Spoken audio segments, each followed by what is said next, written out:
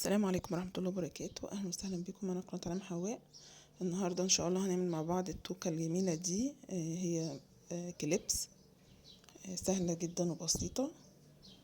تمام زي ما انتم شايفين كده.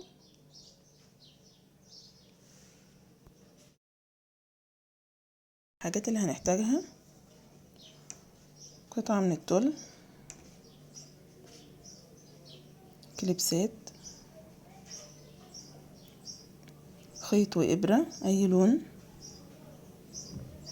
المقص طبعا والولاعة بتوعنا،